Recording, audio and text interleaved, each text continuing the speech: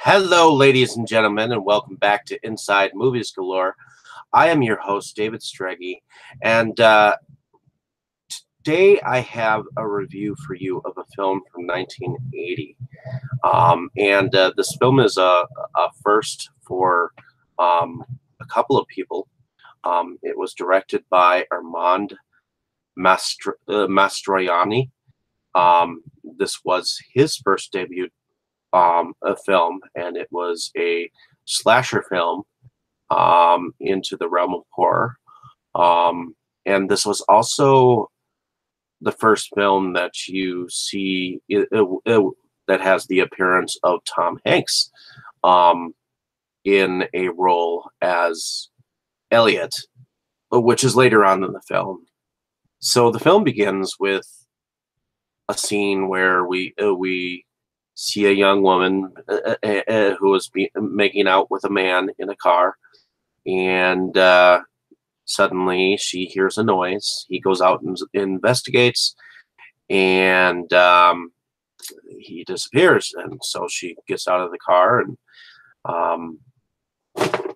goes not too far, and all of a sudden she screams because she sees her lover hanging upside down. And that's when about we realize that this film is at least that this scene of the film is actually part of a movie that is being watched by a couple of young ladies. And so right about the time that the killer appears with what looks like a one of those panty liners that is over the killer's head. So one of the young ladies says she can't see this part anymore and goes off into the bathroom.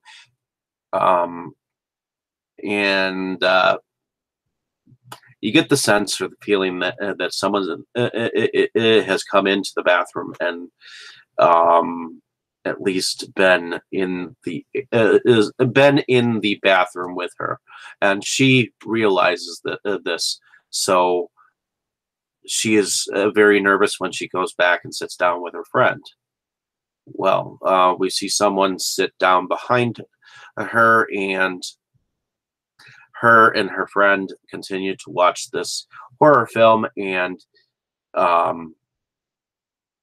right as there is a moment where the killer is in the film is about to stab the one young lady, the killer behind her takes out a knife and stabs her while she is distracted. Now, this is about the time in the next scene where we are introduced to a detective that that has been called to the scene of this killing, and the reason why he has been called to the scene of this killing is because 3 years prior he had actually been about to marry someone, and this detective it goes by the name of Frank Daly, who was played by Paul Gleason. And 3 years earlier he had actually been about to marry a young woman, and she'd been killed. So ever since then, he's been trying to track down this killer, and it turns out later on that this killer goes by the name of Ray Carlton, and it turns out he was actually the other lover in the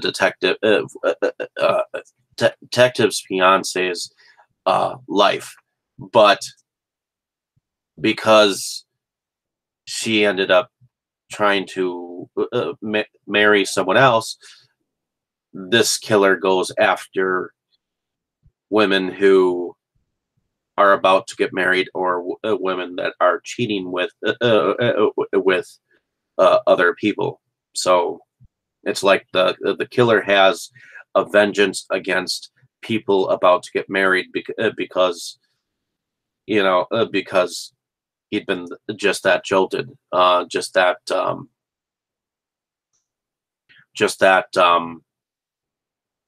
rejected, and so that's the theme of the film. I mean, we have a after the after the murder of this girl in the theater, we see the killer actually has stepped off of a bus, and that's when he sees a young lady who is about to. This is like a week before she's about to get married, by the name of Amy Jensen, and she's about to marry a guy named Phil, but she also has a lover, a past lover in her life, who works in a morgue, and that's where Don Scardino's character comes in, Marvin, and he's still in love with Amy, um, and I like his sense of humor in here. I think for a guy who works in a morgue type setting, although we don't really see the morgue until the end, we get a sense that he has a sort of a Joker type sense of humor. But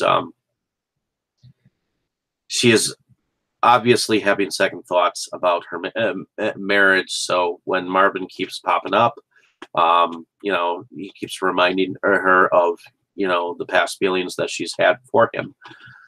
But one of Amy's friends, she's has her sights in for a college professor of hers, and that college professor it goes by the name of Carl Mason, who was played by James Rebhorn. Now, James Rebhorn, he ultimately played in Independence Day as that president's advisor that was fired much later on in the 90s. So seeing him this young was definitely different as well. But Tom Hanks, his appearance in the film, he evidently is a jogger who jogs behind one of the young girls, who is a friend of Amy's. And so she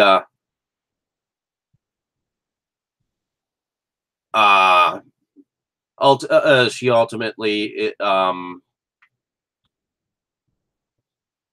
wants to get together with the jogger because she thinks that he's actually kind of cute. So Tom Hanks' character, he ends up being a psychology major, and there's a couple of lines where they're at this carnival, and so he says that he's very interested in the concept of fear, and how people will just literally go on these rides, and they'll scare themselves just for fun. So I thought it was very interesting that that Tom Hanks started in horror in this film, and I thought that it was very interesting character. And even though he wasn't that much longer in the film, I thought it was very curious that he started in uh, horror. So um, I enjoyed the film because it was so close to 1978's John Carpenter's Halloween.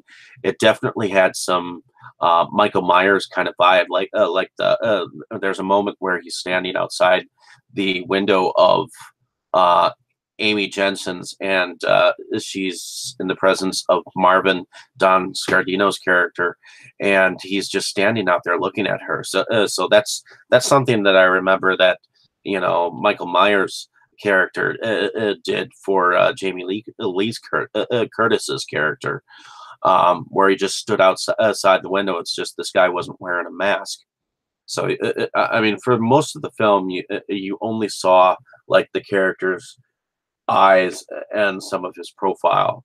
It wasn't until like somewhat of the very end that you actually got to see the killer's entire profile.